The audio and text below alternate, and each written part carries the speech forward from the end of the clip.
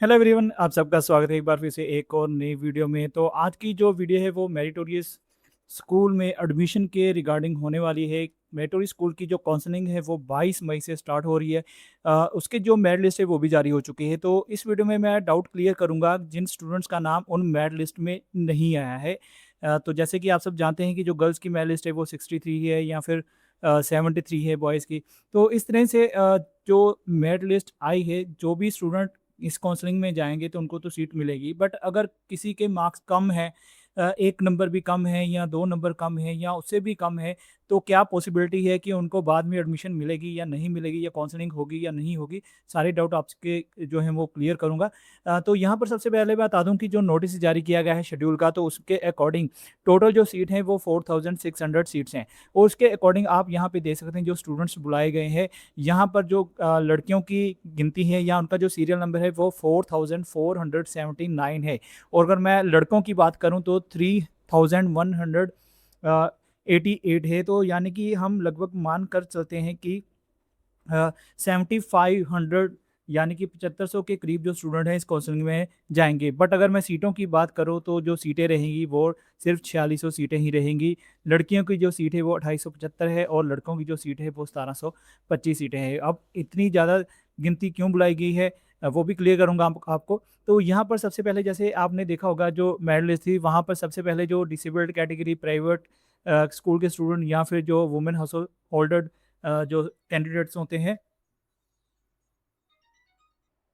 तो उनको पहले काउंसलिंग में बुलाया जाता था। तो यहाँ पर मैं क्लियर कर दूँ कि कई बार कुछ स्टूडेंट जो हैं वो इसमें स्कूल में नहीं जाते हैं, किसी ने पहले स्कूल में एडमिशन ले ली है या किसी के डॉक्यूमेंट्स नहीं होते हैं।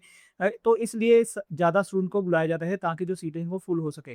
तो मेन बात पे आता हूँ कि जिनका नाम इस लिस्ट में नहीं है तो क्या उनको दोबारा चांस मिलेगा?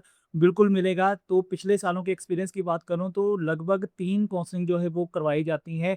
पहली काउंसलिंग में क्या होता है कि जो भी सीटें हैं वो फुल होती हैं। अगर सीटें वैकेंट रह जाती हैं तो सेकंड काउंसलिंग करवाई जाती है। अगर सेकंड में भी सीटें फिल नहीं होती हैं तो थर्ड काउंसलिंग करवाई जाती है। तो ये जो प्रोसेस है लगभग 1 महीने तक चलता है।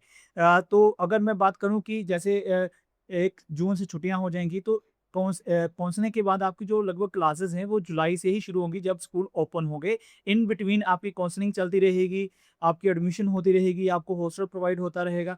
तो इसलिए जिनके मार्क्स कम हैं वो वेट करिए, क्योंकि अगर किसी स्कूल में एडमिशन ले ली है तो भी आप वहाँ पे स्कूल में जाते ही होंगे। बाकी जब आपका नाम आ जाएगा तो आप काउंसलिंग में ज़रूर जाइएगा। तो जैसे ही सेकंड काउंसलिंग आती है तो मैं आपको पूरी जो अपडेट है वो प्रोवाइड कर दूँगा।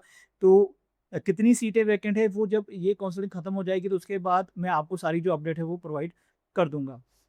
तो और भी कोई डाउट है, कोई क्वेरी है तो कमेंट सेक्शन में लिखिएगा। नेक्स्ट वीडियो में आपको मैं डिटेल में सारा क्लियर कर दूँगा। उम्मीद है सारा क्लियर हो गया होगा। शॉर्ट शब्दों में कहूँ तो सेकंड काउंसलिंग होगी।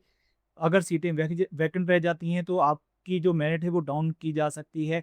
इसके अलावा जो प्राइवेट स्कूल के हैं, डिसेबिलिटी वाले हैं या वुमेन हेडेड हाउस वाले हैं, उनकी जो कैटेगरी है वो मर्ज करके ओपन में भी कर दी जाती है, तो भी सीटें जो है खाली रह जाती हैं। तो इसलिए थोड़ा बेफ़िक्र रहिए, जिनके तो बिल्कुल पास-पास नंबर हैं, तो उनको तो चांस मिल सकता है। बाकी और भी किसी का कम नंबर है तो वो मैं नेक्स्ट वीडियो में आपको सारा क्लियर करूँगा जब काउंसलिंग खत्म हो जाएगी। तो चलिए आज की इस वीडियो को यही खत्म करूँगा। चैनल में नहीं है तो चैनल को सब्सक्राइब कर देना।